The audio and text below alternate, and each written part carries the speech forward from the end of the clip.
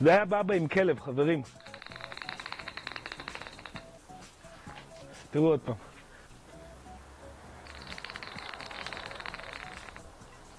בבא עם כלב. זורק.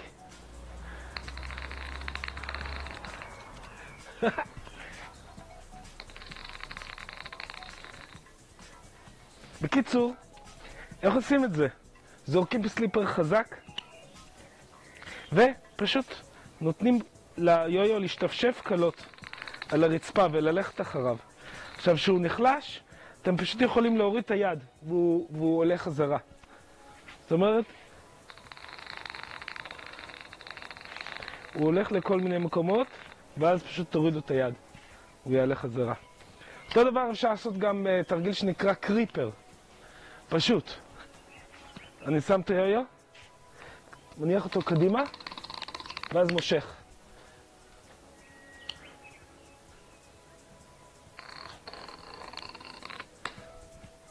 אל תפחדו היו-יו הזה. זה בראשית.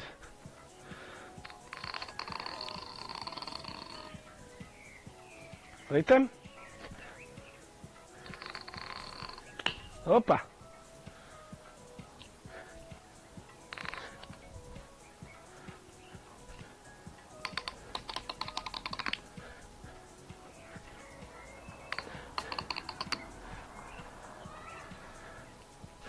פשוט זורקים סליפר, מניחים אותו קדימה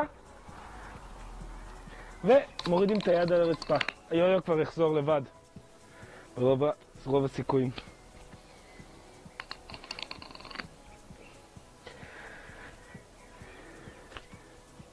זהו, קריפר. זה, אולי נתרגם את זה לעברית ונקרא לזה הזחל. Cause I'm a creep. זהו חברים, לכו ללמוד. לכו! אל תשבו מול המסך. קומו אני אומר לכם. קומו! תעזבו את הטלוויזיה. תלכו ללמוד איך לשחק ביו-יו. עכשיו!